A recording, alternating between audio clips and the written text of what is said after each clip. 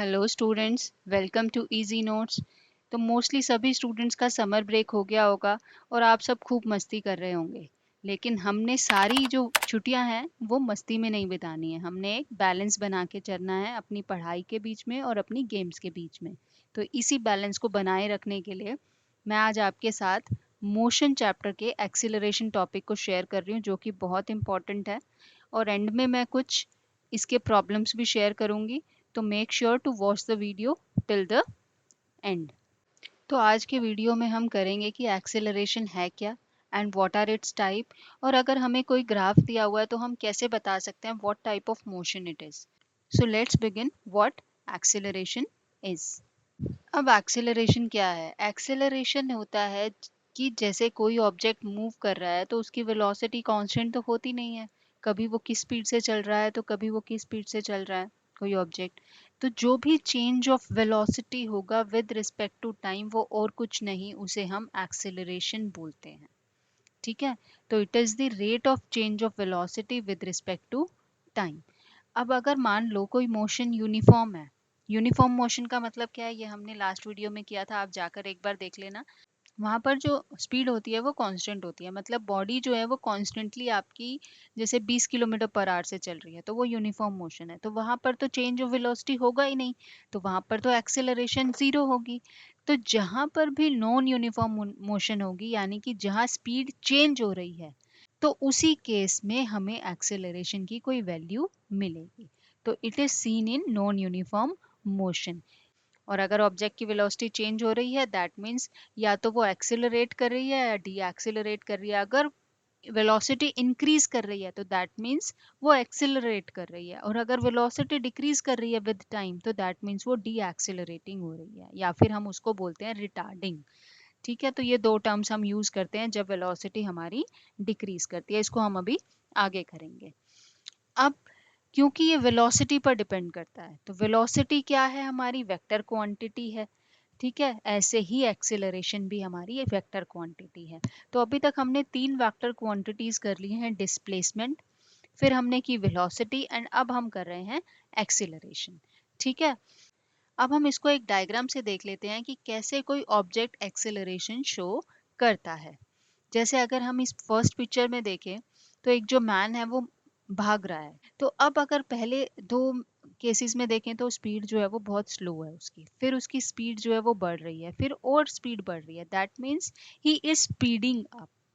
तो यहाँ पर क्या है, स्पीड इंक्रीज हो रही है, इसीलिए हम इसको बोलते हैं ही इज एक्सिलरेटिंग।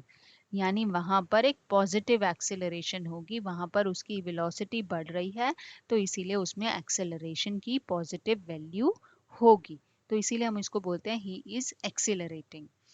अब अगर सेकेंड केस में देखें तो पहले स्पीड जो थी वो ज्यादा थी, फिर स्पीड जो है वो धीरे धीरे कम हो रही है। ठीक है, अब यहाँ पर क्योंकि ये स्लोइंग डाउन हो रहा है, ठीक है, जैसे फर्स्ट केस में स्पीडिंग अप थी, यहाँ पर स्पीड जो हो रही है वो स्लो डाउन हो रही है, तो इसको हम बोलेंगे डी एक्सेलरेटिंग। यहाँ पर एक्सेलरेटिंग लिखा है, इसका मतलब यह है कि इसमें भी एक्सेलरेशन होगी। ऐसा नहीं है कि स्पीड इंक्रीज हो रही है तो ही एक्सेलरेशन होगी। स्पीड चाहे इंक्रीज करे या डिक्रीज करे, मतलब चेंज इन स्पीड होना चाहिए, उस केस में कुछ ना कुछ वैल्यू एक्सेलरेशन की जरूर होगी। अगर वो स्पीड बढ़ रही है तो वो पॉजिटिव वैल्यू शो करेगा, अगर स्पीड कम हो रही है तो वहां पर वो नेगेटिव वैल्यू शो करेगा एक्सेलरेशन की। अब थर्ड केस है कि मान लो स्पीड हमारी सेम चल रही है, कि वो सेम स्पीड से ले, कि अगर कोई ऑब्जेक्ट सेम स्पीड से चल रहा है बट उसने डायरेक्शन चेंज कर ली अपनी। अब क्योंकि acceleration is a vector quantity, तो अगर डायरेक्शन भी चेंज होती है तो एक्सेलरेशन की वैल्यू भी चेंज हो जाएगी, तब भी उसमें एक्सेलरेशन होगी। तो हम तीन केसेस में बोल सकते हैं यहाँ पर एक्सेलरेशन कब हो सकती है। First is when an object is speeding up, second is when an object is slowing down, third one is when the direction is changing. ठीक है, तो ये तीन केसेस में आपको किसी भी ऑब्जेक्ट में एक्सेलरेशन मिल सकती है। अब इसका क्या फॉर्मूला होता है, और अगर हमें कुछ दिया हुआ है डेटा तो हम एक्सेलरेशन को कैसे फाइंड आउट कर सकते हैं। तो एक्सेलरेशन का फॉर्मूला होता है change in velocity per unit time. अब क्योंकि एक्सेलरेशन का मतलब ही क्या है? Change of velocity with respect to time. तो इसका फॉर्मूला भी यही होगा, change in velocity divided by time taken. Change in velocity यानी कि v minus u divided by t। अब यहाँ पे ये फॉर्मूला कैसे आया? a जो है दैट डिनोट्स द एक्सेलरेशन, ठीक है, v is the final velocity and u is the initial velocity. Initial velocity मतलब जब ऑब्जेक्ट ने अपना मोशन स्टार्ट किया तब उसकी स्टार्टिंग में वेलोसिटी क्या थी। इनिशियल मतलब उसकी जो पहले स्पीड थी वो क्या थी। अब जब उसकी स्पीड चेंज हो गई है तो उसकी फाइनल स्पीड क्या हो गई है, फाइनल वेलोसिटी क्या हो गई है। तो वो होगी हमारी v। तो final velocity minus initial velocity divided by time taken. Time taken को तो हम t से ही डिनोट करते हैं। तो इस तरह से हम एक्सेलरेशन को फाइंड आउट कर सकते हैं। मान लो अगर पहले कोई ऑब्जेक्ट 20 मीटर पर सेकेंड से चल रहा था, अब उसने जो स्पीड है वो अपनी बढ़ा करके 40 मीटर पर सेकेंड कर लिया है, और इसने जो ये चेंज किया है स्पीड में वो 5 सेकेंड्स में किया है। तो चेंज इन स्पीड कितना हो गया? 40 माइनस 20। फाइनल था 40, इनिशियल इज 20। तो 40 माइनस 20 यानी 20 डिवाइडेड बाय टाइम। कितने टाइम में किया? 5 सेकेंड में। तो 20 बाय 5 यानी कि 4, और इसकी यूनिट होती है मीटर पर सेकेंड स्क्वायर। कैसे होती है मीटर पर सेकेंड स्क्वायर? क्योंकि वेलोसिटी की यूनिट होती है मीटर पर सेकेंड, टाइम की यूनिट होती है सेकेंड। तो मीटर पर सेकेंड और एक और सेकेंड आ गया बॉटम में, तो ये हो जाएगा मीटर पर सेकेंड स्क्वायर। तो एक्सेलरेशन की जो एसआई यूनिट है that is metre per second square. तो जब भी हमें कोई data metre per second square में गिवन है, that means we are given the acceleration there. ठीक है, यहाँ तक क्लियर हो गया? चलें आगे। अब इसके टाइप्स क्या होते हैं? What are the types of acceleration? ठीक है, कितने तरह की है और वो क्या क्या है। अब सबसे पहले है पॉजिटिव एक्सेलरेशन। पॉजिटिव एक्सेलरेशन का मतलब क्या है कि जब आपकी वेलोसिटी इंक्रीज कर रही है, यानी कि v जो है, जो फाइनल वेलोसिटी है that is greater than initial velocity. या हम कह सकते हैं ए कार स्पीडिंग अप, यानी कि वो अपनी स्पीड को अगर बढ़ा रही है, उस केस में वहां पर हमारे पास क्या होगी? Positive acceleration. अभी भी हमने एक पिक्चर की थी, एक पिक्चर हम और देख लेते हैं। ये देखिए, ये देखिए, इसमें क्या है? ये ऑब्जेक्ट पहले स्लो स्लो धीरे धीरे चल रहा है, उसके बाद ये कहाँ पहुंच गया? इसकी स्पीड और बढ़ गई, ये और दूर पहुंच गया, इसकी स्पीड और बढ़ गई। ये जो एरोज हैं ये दिखा रहे हैं कि उसने कितना डिस्टेंस कवर किया सेम टाइम। तो यानी कि क्योंकि डिस्टेंस बढ़ता जा रहा है तो इसका मतलब क्या है? उसकी स्पीड भी बढ़ती जा रही है। The object is speeding up. तो उस केस में हमारी जो एक्सेलरेशन होगी that would be positive acceleration. अब इसकी नेक्स्ट जो होगी वो उसकी ऑपोजिट होगी, दैट मीन्स नेगेटिव एक्सेलरेशन। अब आपको उसके वर्ड से ही समझ में आ गया होगा नेगेटिव एक्सेलरेशन का मतलब क्या है, यानी कि स्पीड उसकी स्लो डाउन हो रही है। तो अब जो नेगेटिव एक्सेलरेशन है इसे हम डी एक्सेलरेशन भी बोलते हैं और रिटार्डेशन भी बोलते हैं। ठीक है, तो अगर हमें किसी न्यूमेरिकल में दिया हुआ है कि it has a retardation of 4 metre per second square, इसका मतलब हम वहाँ पर एक्सेलरेशन की जो वैल्यू लिखेंगे वो -4 मीटर पर सेकेंड स्क्वायर लिखेंगे, क्योंकि रिटार्डेशन का मतलब ही है कि वहाँ पर एक्सेलरेशन नेगेटिव होगी। तो न्यूमेरिकल्स में हम उसकी वैल्यू -4 यूज़ करेंगे। अगर आप माइनस लगाना भूल जाते हैं तो आपका न्यूमेरिकल वहाँ गलत हो जाएगा। तो जब भी रिटार्डेशन गिवन है तो that means you have to put negative sign with it. तो कब होती है retardation? When velocity decreases with time, यानी कि फाइनल वेलोसिटी वहां पर कम है इनिशियल वेलोसिटी से। जैसे कि for example a car slowing down at red light. तो रेड लाइट पे उसकी स्पीड जो है वो कम होती जा रही है, तो वहां पर उसमें क्या हो रही है? रिटार्डेशन हो रही है। जैसे कि हम यहाँ देख सकते हैं कि पहले जो है वो बहुत तेजी से भाग रहा है ऑब्जेक्ट, धीरे धीरे धीरे वो स्लो होता जा रहा है। तो जब वो फाइनली अगर रुक जाता है तो दैट मीन्स वहां पर उसकी जो फाइनल वेलोसिटी है वो जीरो हो जाएगी, v वहां पर जीरो हो जाएगा। अगर हमें किसी न्यूमेरिकल में दिया होता है an object starts moving from rest, वहां का मतलब है कि वहां पर इनिशियल स्पीड जीरो है, रेस्ट का मतलब है कि स्पीड वहां जीरो है, यानी कि u जीरो है। और अगर कोई ऑब्जेक्ट मूव कर रहा है, ठीक है, and it finally comes to rest, तो वहां पर फाइनल वेलोसिटी जीरो हो जाएगी, वहां उस केस में v जीरो हो जाएगी। तो जब भी हमें रेस्ट गिवन है दैट मीन्स हमें उस हिसाब से u और v की वैल्यू लेनी है। अगर इनिशियली वो रेस्ट पर है तो u जीरो होगा, और अगर वो फाइनली रेस्ट पर आ रहा है तो वहां पर v जीरो होगा। Third is uniform acceleration. Uniform acceleration का मतलब क्या है कि अगर स्पीड तो चेंज हो रही है बट वो कॉन्स्टेंटली चेंज हो रही है। कि जैसे मान लो पहले 10 मिनट में भी स्पीड 5 मीटर पर सेकंड बढ़ गई। पहले एक ऑब्जेक्ट 10 मीटर पर सेकंड से चल रहा है, अगले 5 मिनट में वो 15 मीटर पर सेकंड से चल रहा है, अगले 5 मिनट में वो 20 मीटर पर सेकंड से चल रहा है, अगले 5 मिनट में वो 25 मीटर पर सेकंड से चल रहा है। मतलब हर 5 मिनट में उसकी जो स्पीड है that is changing by 5 metre per second. तो चेंज हो रही है but it is changing at a fixed rate. तो a car increases its speed by 5 metre per second every second. यहाँ एवरी सेकेंड देखा जा रहा है कि हर सेकेंड उसकी स्पीड अगर 5 मीटर पर सेकेंड बढ़ रही है तो उसको हम बोलेंगे यूनिफॉर्म एक्सेलरेशन। ठीक है, यहाँ पर वेलोसिटी कांस्टेंट नहीं है। वेलोसिटी कांस्टेंट होगी तो उसमें एक्सेलरेशन होगी ही नहीं। यहाँ पर rate of change of velocity constant है, यानी कि वेलोसिटी चेंज हो रही है बट उसका जो चेंज है वो कांस्टेंट है विद टाइम। ठीक है, दोनों में डिफरेंस पता होना चाहिए। यूनिफॉर्म मोशन में एक्सेलरेशन जीरो होती है और यूनिफॉर्म एक्सेलरेशन में जो चेंज ऑफ वेलोसिटी है उसका रेट कांस्टेंट होता है। That means it is changing at a fixed rate. ठीक है, क्लियर हो गया यहाँ तक? तो इसको हम ऐसे देखते हैं कि यहाँ पर वेलोसिटी बढ़ रही है बट वो सेम, यानी कि गैप अगर आप देखो तो वो सेम आ रहा है सब केस में। तो that means it is changing uniformly. ठीक है, अब हम चलते हैं अगला जो कि हमारा non uniform acceleration. Non uniform acceleration, इसके उससे टर्म से ही पता चल रहा है कि यहाँ पर एक्सेलरेशन जो है वो चेंज हो रही है विद टाइम और वो फिक्स नहीं है। यानी पहले जो चेंज इन वेलोसिटी है वो 10 मीटर पर सेकंड है, फिर वेलोसिटी जो है वो 5 मीटर पर सेकंड है, फिर 3 मीटर पर सेकंड है। मतलब चेंज ऑफ वेलोसिटी कांस्टेंट नहीं है, जो अक्सर होता है जब भी हम ट्रेवल करते हैं हमारा चेंज ऑफ वेलोसिटी कभी कांस्टेंट नहीं होता। तो वो जो होती है वो हमारी नॉन यूनिफॉर्म एक्सेलरेशन होती है। जैसे कोई कार ट्रैफिक में है, ठीक है, तो ट्रैफिक में तो हमारा चेंज ऑफ वेलोसिटी कभी भी कांस्टेंट नहीं होगा, कभी थोड़ा तेज हो जाती है, कभी कम हो जाती है। तो वो होती है हमारी नॉन यूनिफॉर्म एक्सेलरेशन। जो ये पॉजिटिव और नेगेटिव एक्सेलरेशन है ये हमारे नॉन यूनिफॉर्म एक्सेलरेशन के ही टाइप कह सकते हैं, क्योंकि यहाँ पर जो रेट ऑफ चेंज है दैट इज नॉट कांस्टेंट, कभी कम हो रहा है तो कभी ज्यादा हो रहा है। तो ये चार हमारे टाइप्स ऑफ एक्सेलरेशन थे। ठीक है, अब हम कुछ ग्राफ्स देख लेते हैं कि ग्राफ्स को कैसे समझते हैं। ज्यादातर एग्जाम्स में हमें ग्राफ गिवन होते हैं और हमें पूछा जाता है कि ये किस टाइप का मोशन है।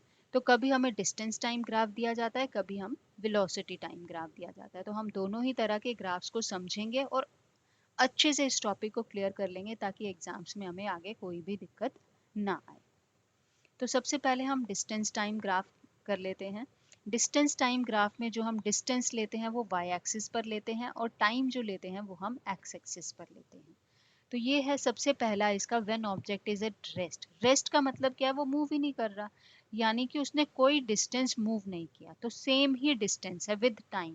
विद टाइम उसकी अगर पोजीशन चेंज नहीं हो रही है, डिस्टेंस चेंज नहीं हो रहा है, दैट मीन्स वो कैसा है, वो रेस्ट पर है। ठीक है, नेक्स्ट इज यूनिफॉर्म मोशन।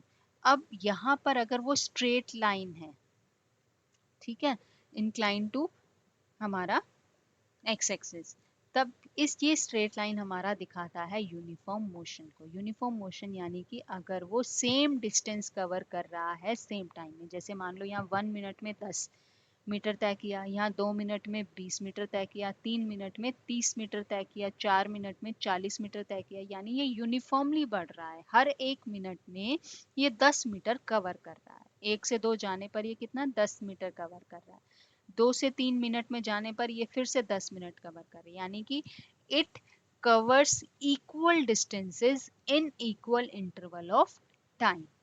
ठीक है, तो जब भी हमें स्ट्रेट लाइन दिखेगी इन डिस्टेंस टाइम ग्राफ तो उसका मतलब है कि वो यूनिफॉर्म मोशन में है। ठीक है, अब करते हैं नेक्स्ट। जो कि हमारा नॉन यूनिफॉर्म मोशन। ये हम पहले भी कर चुके हैं लास्ट वीडियो में। नॉन यूनिफॉर्म मोशन में कभी भी हमें स्ट्रेट लाइन नहीं मिलेगी, वो कर्व्ड मिलेगा। ठीक है, कर्व्ड वो ऐसा भी हो सकता है और ऐसा भी हो सकता है। तो ये दोनों चीजों का हमने बहुत ध्यान रखना है जब इस तरह का ग्राफ होगा नॉन यूनिफॉर्म मोशन में। ठीक है, तो उस वहां पर स्पीड हमारी इंक्रीज कर रही है, इसका मतलब है वहां पर an object is speeding up. ठीक है, तो वहां पर पॉजिटिव रहेगी हमारी स्पीड, चेंज इन स्पीड।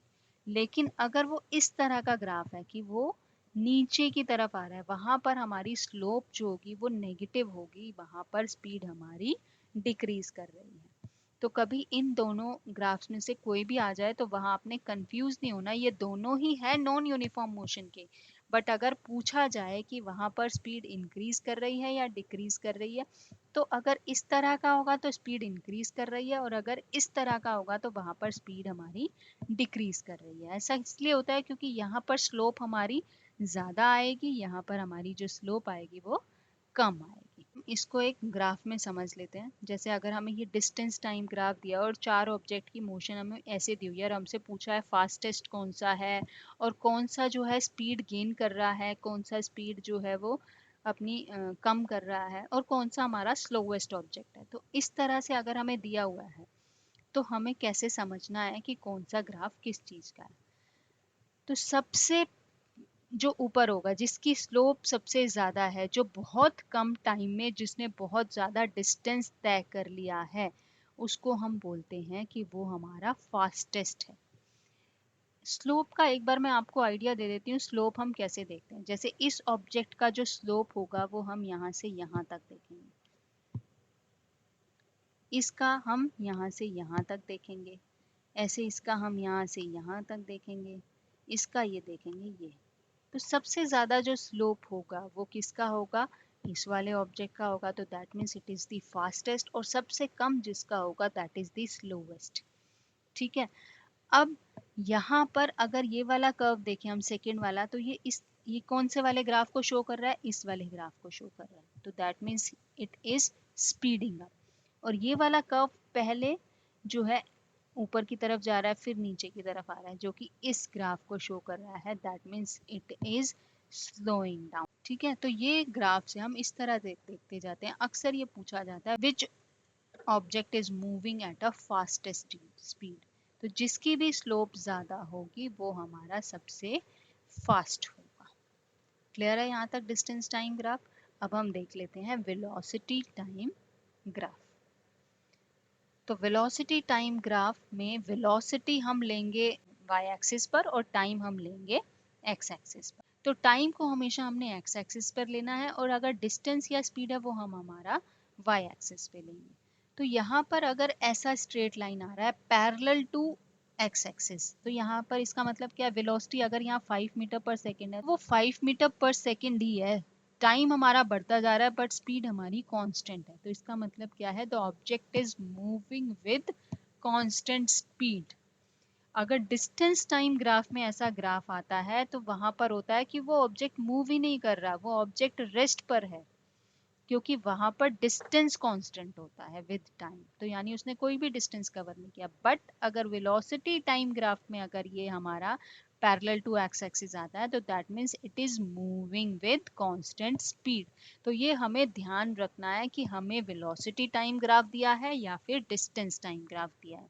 तो डिस्टेंस टाइम ग्राफ में अगर ऐसे आती है line parallel to x axis, that means the object is at rest.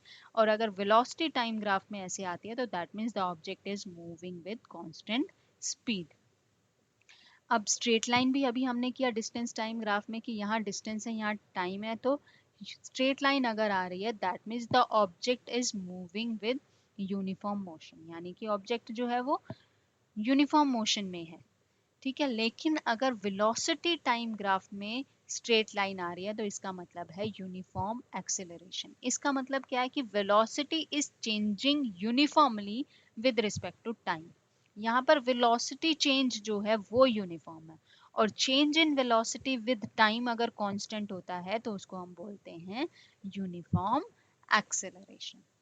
ठीक है, तो ये ग्राफ अगर चेंज होता है, ग्राफ के अगर वेरिएबल्स चेंज हो जाते हैं तो उसका मतलब ही चेंज हो जाता है। तो हमें कभी भी किसी क्वेश्चन का आंसर देते टाइम सबसे पहले देखना है कि वो हमारा डिस्टेंस टाइम ग्राफ है या फिर हमारा वो वेलोसिटी टाइम ग्राफ है। ठीक है, तो अगर वेलोसिटी टाइम ग्राफ में स्ट्रेट लाइन आ रही है तो वो यूनिफॉर्म एक्सेलरेशन है। अब अगर कर्व्ड आएगी तो उसको क्या बोलेंगे कि वो हमारी नॉन यूनिफॉर्म एक्सेलरेशन है। तो जैसे उसमें था स्लोइंग डाउन और स्पीडिंग अप, अगर इस तरह का ग्राफ है that means it is speeding up. Speeding up है तो यानी कि वो क्या है, एक्सेलरेशन है। कर्व्ड है इसीलिए नॉन यूनिफॉर्म है, बट कर्व की शेप ऐसी है तो वो एक्सेलरेशन है। अब इसमें भी कर्व्ड है तो ये नॉन यूनिफॉर्म है, लेकिन इसमें वेलोसिटी डिक्रीज कर रही है विथ टाइम। टाइम के साथ साथ वेलोसिटी नीचे आ रही है, कम हो रही है, तो दैट मीन्स इसमें क्या है, नॉन यूनिफॉर्म रिटार्डेशन। इसमें वेलोसिटी बढ़ रही थी टाइम के साथ साथ तो इसीलिए एक्सेलरेशन, इसमें टाइम के साथ साथ वेलोसिटी डिक्रीज कर रही है तो इसीलिए ये क्या है, हमारी रिटार्डेशन। ठीक है, क्लियर है डिफरेंस एक्सेलरेशन और रिटार्डेशन का। तो जब भी हमें ऐसे ग्राफ दिए हो तो हमें वहां पर लिखना है इज इट एक्सेलरेशन और रिटार्डेशन। अब नॉन यूनिफॉर्म रिटार्डेशन तो हमने कर लिया, यूनिफॉर्म रिटार्डेशन क्या होगा, इस एक्सेलरेशन का ऑपोजिट होगा। यहाँ पर इंक्रीज कर रही थी वेलोसिटी विद टाइम, लेकिन यूनिफॉर्म रिटार्डेशन में वेलोसिटी यूनिफॉर्मली डिक्रीज करेगी, होगी स्ट्रेट लाइन बट वो नीचे की तरफ आ रही है, वो डिक्रीज कर रही है विद टाइम, तो उसको हम बोलेंगे यूनिफॉर्म रिटार्डेशन। ठीक है, अब अगर हमें ऐसा कोई ग्राफ दिया हुआ है और हमसे पूछा गया है कि इस स्टेज पर क्या है, इस स्टेज पर कैसी मोशन है, इस स्टेज पर कैसी मोशन है, इस लाइन पर कैसी मोशन है, तो इसको हमें पढ़ना आना चाहिए। सबसे पहले तो हम देखेंगे कि ये वेलोसिटी टाइम ग्राफ है। ठीक है, तो जो पहली वाली लाइन है वो स्ट्रेट लाइन है, तो वेलोसिटी टाइम ग्राफ में अगर स्ट्रेट लाइन आता है तो दैट मीन्स वो यूनिफॉर्म एक्सेलरेशन है। तो यहाँ पर हम क्या बोल रहे हैं, इट इज एक्सेलरेटिंग। अब ये वाला जो है ये हमारा पैरेलल टू एक्स एक्सिस है, स्ट्रेट लाइन है parallel to x axis, that means the object is moving at constant speed. तो हम यहाँ पे क्या लिखेंगे, कांस्टेंट स्पीड और वेलोसिटी।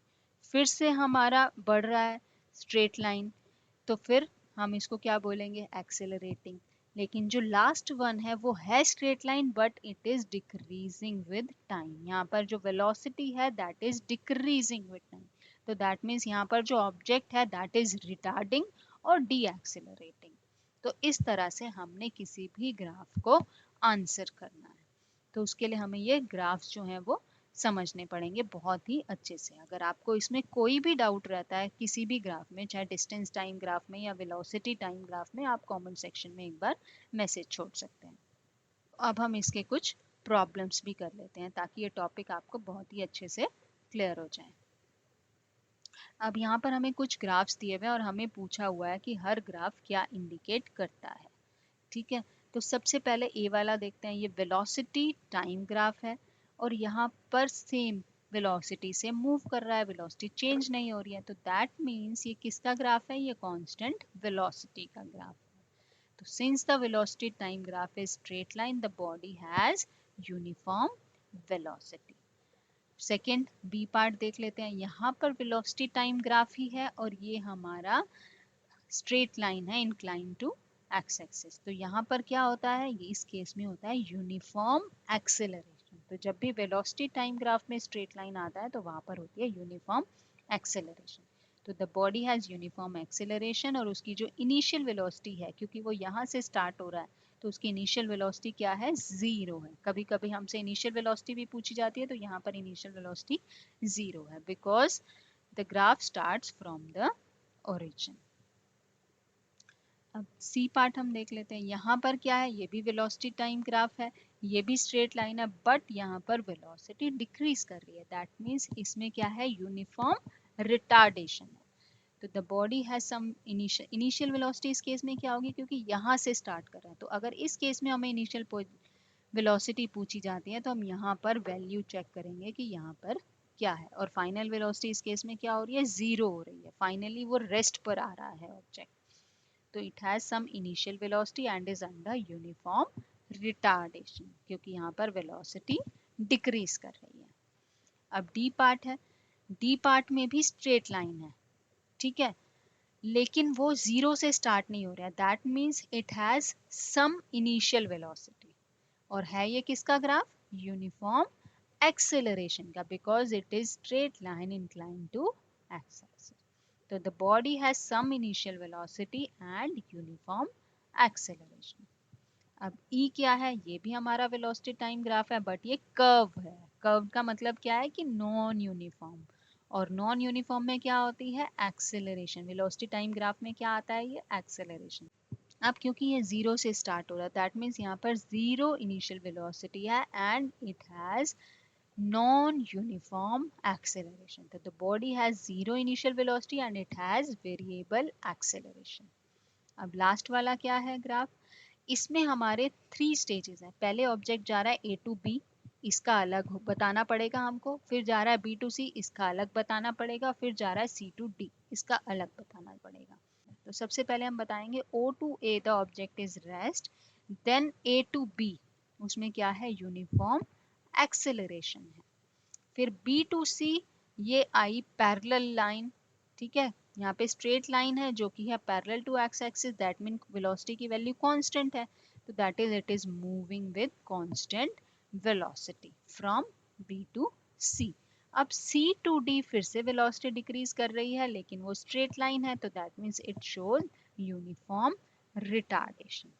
ठीक है, that the body is under uniform retardation from C to D. ठीक है, ये ग्राफ क्लियर हो गए और हमको उसको कैसे आंसर करना है ये भी अब क्लियर हो गया होगा। नेक्स्ट देखते हैं अब एक्सेलरेशन को हम फाइंड आउट कैसे करते हैं। अब हमें एक न्यूमेरिकल दिया है, a car increases its speed from 40 kilometre per hour to 60 kilometre per hour in 5 seconds, calculate the acceleration. यानी हमें यहाँ इनिशियल स्पीड भी दी हुई है जो कि हम बोलते हैं u, फाइनल स्पीड भी दी हुई है जो है v, टाइम हमें दिया हुआ है 5 सेकेंड्स। तो u is 40 kilometre per our, इसको सबसे पहले हम मीटर पर सेकेंड में चेंज करेंगे। ये हमने पहले भी किया था, जब भी हमको किलोमीटर पर आवर को मीटर पर सेकेंड में चेंज करना है, हम सिंपली उसको 5/18 से इनटू कर देंगे, ये याद रखना। ठीक है, तो इससे कैलकुलेशन बहुत ईजी हो जाती है। तो हमने दोनों ही स्पीड्स को मीटर पर सेकेंड में कन्वर्ट कर लिया। हमें यहाँ पर टाइम सेकेंड्स में दिया हुआ था, तो हमारी यूनिट्स जो है वो सेम होनी चाहिए। तो इनिशियल स्पीड हमारी आ गई 11.11 मीटर पर सेकेंड और फाइनल स्पीड आ गई 16.66 मीटर पर सेकेंड, और यहाँ पर टाइम आ गया हमारा 5 सेकेंड्स। अब हम क्या निकालना है? एक्सीलरेशन। तो एक्सीलरेशन का फॉर्मूला क्या होता है? v minus u divided bye T, that means 16.66 minus 11.11 divided by time कितना दिया है? 5 सेकेंड। यहाँ से हम निकाल लेंगे एक्सेलरेशन इज 1.11, और इसकी यूनिट क्या होती है एक्सेलरेशन की? Metre per second square. तो यहाँ से हमारी एक्सेलरेशन आ गई 1.11 मीटर पर सेकेंड स्क्वायर। बहुत सिंपल है, सिर्फ आपको फॉर्मूले में वैल्यूज प्लग इन करनी है। ठीक है, तो आपको यूनिट्स का बस ध्यान रखना है कि यूनिट्स हमारी डिफरेंट नहीं होनी चाहिए, कि स्पीड में हमारी पर आवर में दी हुई है और टाइम हमें सेकेंड्स में दिया हुआ है, तो अगर हम ऐसे ही वैल्यूज पुट कर देंगे तो हमारा न्यूमेरिकल गलत हो जाएगा। ठीक है, तो हमें यूनिट्स का बहुत ही ध्यान रखना है। तो नेक्स्ट प्रॉब्लम करते हैं। Next problem is a train travelling with a speed of 20 kilometre per our comes into rest. यानी उसकी इनिशियल स्पीड थी 20 किलोमीटर पर आवर, अब वो रेस्ट पर आ गई है। रेस्ट पर यानी वो उसकी फाइनल स्पीड क्या हो गई है? जीरो, यानी v इस केस में जीरो है। टाइम हमें दिया हुआ है 0.5 आवर्स। तो what will be the value of its retardation? अब यहाँ पे हमें रिटार्डेशन पूछी हुई है, तो यहाँ पर पहले हम u लिखेंगे 20 किलोमीटर पर आवर। हमने इसको भी मीटर पर सेकेंड में चेंज कर लिया, वही 5/18 से इनटू कर लिया। v हमारी 0 किलोमीटर पर आवर है, यानी कि 0 मीटर पर सेकेंड है। टाइम को भी हमने सेकेंड्स में कन्वर्ट कर लिया, जो कि हमारा आ गया 1800 सेकेंड्स।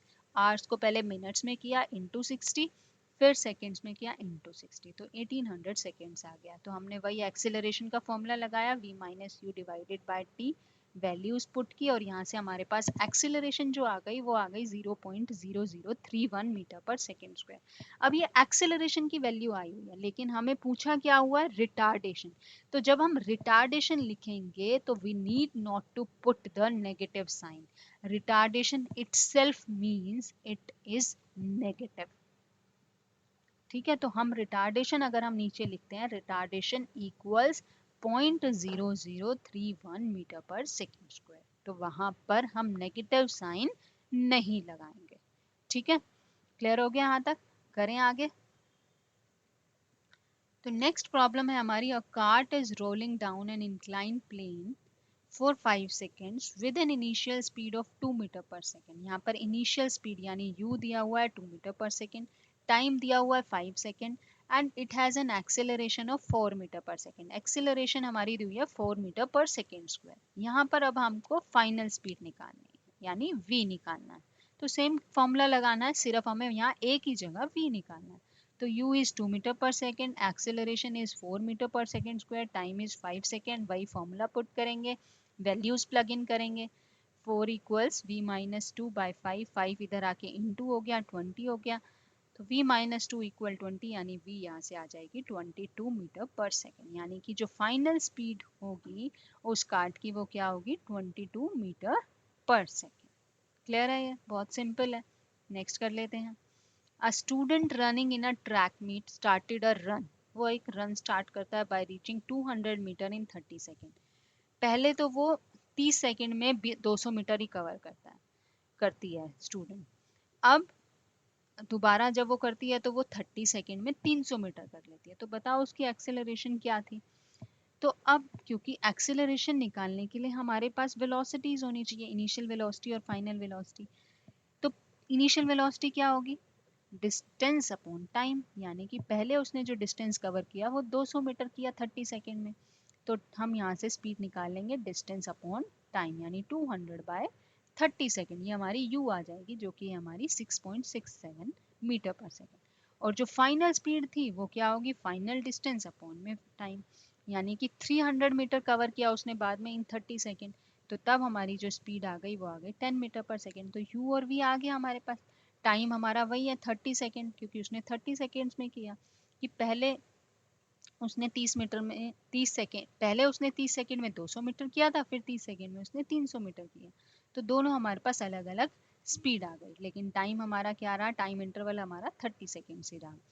तो v is 10 minus u is 6.67, time is 30 seconds. तो हमारे पास a कितना आ गया यहाँ पर, 0.11 मीटर पर सेकेंड स्क्वायर। तो इस तरह से अगर हमें स्पीड्स गिवन नहीं है तो सबसे पहले हम स्पीड्स कैलकुलेट करेंगे और फिर हम उसको एक्सेलरेशन में पुट करेंगे वैल्यूज को। ठीक है, अब ये क्वेश्चन अक्सर 1 मार्कर में पूछा जाता है, state the type of motion by a freely falling stone. अगर कोई स्टोन ऊपर से गिर रहा है, कोई एप्पल ऊपर पेड़ से गिर रहा है, तो उसकी टाइप ऑफ मोशन को आप क्या बोलोगे, कैसी मोशन है उसमें? यूनिफॉर्म मोशन है, नॉन यूनिफॉर्म मोशन है, कैसी है? यूनिफॉर्म एक्सेलरेशन है, नॉन यूनिफॉर्म एक्सेलरेशन है, मतलब किस टाइप की मोशन है उसमें? अब एक चीज होती है एक्सेलरेशन ड्यू टू ग्रेविटी, जो पेड़ से हमारा एप्पल जो है वो नीचे ही गिरता है, वो ऊपर नहीं गिरता, क्योंकि उसके ऊपर एक एक्सेलरेशन ड्यू टू ग्रेविटी लग रही है, यानी अर्थ उसके ऊपर एक्सेलरेशन लगा रही है, जो कि हम बोलते हैं एक्सेलरेशन ड्यू टू ग्रेविटी। और इसकी एक वैल्यू कांस्टेंट होती है, that is 9.8 metre per second square. तो कभी भी ये हम आगे करेंगे चैप्टर्स में, एक्सेलरेशन ड्यू टू ग्रेविटी, कोई भी चीज ऊपर से नीचे गिर रही है तो उसके ऊपर एक्सेलरेशन ड्यू टू ग्रेविटी लगती है, यानी अर्थ उसके ऊपर इतनी एक्सेलरेशन लगाती है और उसकी एक कांस्टेंट वैल्यू होती है। तो जब भी ऊपर से नीचे कोई चीज गिरेगी, दैट मीन्स वो गिरेगी अंडर यूनिफॉर्म एक्सेलरेशन, क्योंकि उसके ऊपर अर्थ एक यूनिफॉर्म एक्सेलरेशन लगा रही है, which is 9.8 metre per second square. तो फ्रीली फॉलिंग ऑब्जेक्ट कोई भी होगा तो वो हमेशा यूनिफॉर्मली एक्सिलरेटेड मोशन होगी, since it is falling with constant acceleration which is acceleration due to gravity, जिसकी वैल्यू होती है 9.8 मीटर पर सेकेंड स्क्वायर, हमेशा ये कांस्टेंट होती है। ठीक है, अब मान लो अगर यही पत्थर जो है वो ऊपर की तरफ जा रहा है, हम इसको ऊपर की तरफ फेंक रहे हैं, तो इसकी जो वेलोसिटी है दैट इज कॉन्टिन्यूसली डिक्रीजिंग। तो ऊपर जाते जाते उसकी स्पीड कम हो जाती है, क्यों? क्यों, जब कोई नीचे गिरता है तो उस पर एक्सेलरेशन ड्यू टू ग्रेविटी लग रही है। तो अगर कोई ऑब्जेक्ट को हम ऊपर फेंक रहे हैं तो it is going against the acceleration due to gravity. ठीक है, तो अगर नीचे प्लस 9. 8 है नीचे की तरफ, तो ऊपर की तरफ वो क्या हो जाएगी -9.8। दैट मीन्स उसमें रिटार्डेशन होगी, और रिटार्डेशन होता है तो स्पीड हमारी डिक्रीज करती है। क्लियर है यहाँ तक? Very good. तो एक हम लास्ट प्रॉब्लम भी कर लेते हैं। हमें इस तरह का एक ग्राफ दिया जाता है, जैसे हमने अभी भी एक थोड़ा सा डिस्कस किया था कि यहाँ पर हमें दो ऑब्जेक्ट्स दिए हुए हैं ए और B, which is moving faster. ठीक है, तो हमने यहाँ पर क्या देखना है, स्लोप देखना है। तो यहाँ पर हम एक ही कांस्टेंट टाइम ले लेते हैं और उससे एक हम स्ट्रेट लाइन खींच लेते हैं पैरेलल टू वाई एक्सिस। ठीक है, तो अगर हम बी ऑब्जेक्ट की देखें तो उसने इतने टाइम में कितना डिस्टेंस कवर किया, इतना कवर किया। अगर हम उतने ही टाइम पर ए का डिस्टेंस देखें तो उसने कितना कवर किया, उसने इतना किया। तो किसने डिस्टेंस ज्यादा कवर किया, ए ने, within the same time ने, क्योंकि ए ने डिस्टेंस ज्यादा कवर किया, that means A is moving with higher speed. ठीक है, तो जिसका जितना ज्यादा स्लोप होगा उतना ही कोई ऑब्जेक्ट फास्टर होगा। तो greater the slope higher would be the speed. यहाँ पर ए की स्लोप ज्यादा है तो इसीलिए ए इज मूविंग फास्ट। ठीक है, तो ये था हमारा एक्सेलरेशन और उससे रिलेटेड कुछ प्रॉब्लम्स। यहाँ तक अगर आपका कोई भी डाउट है तो आप बेफिक्र होके कमेंट सेक्शन में पूछ सकते हैं। तो मिलते हैं अब नेक्स्ट वीडियो में एक नए इंटरेस्टिंग टॉपिक के साथ। तब तक के लिए bye, take care, thank you for watching.